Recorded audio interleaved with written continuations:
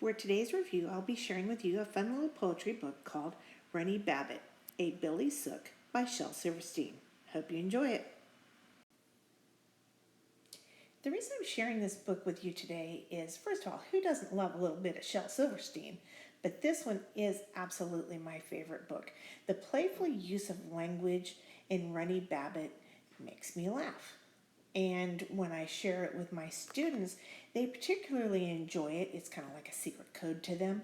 And they really have to stop and think about, what does that mean? And then they giggle. This book has very accessible topics that are familiar to most people.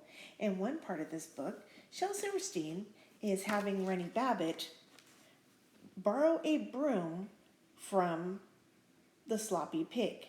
The title of the poem is Ploppy Sig Reins His Clume, which I really got to stop thinking about. What does that mean?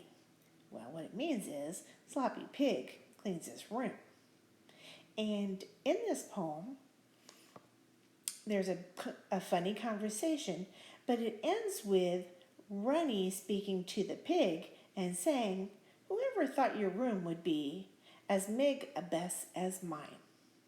Again, it's very funny and relatable because Runny Babbit finds someone whose room is just as messy as him. And these are some reasons why I absolutely love this book.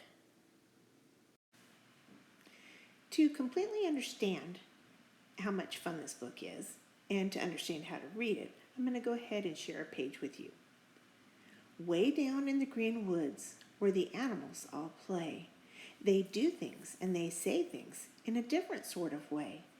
Instead of saying purple hat, they all say purple pat.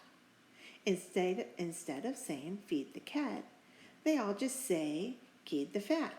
So if you say let's beat a rook, that's Billy as can see. You're talking Runny Babbit talk, just like Mim and he. So again, today's book review is Runny Babbit, a Billy Sook by Shel Silverstein, and I hope you immediately run down to the Lubbock Library to catch a copy of this book and read it. Enjoy.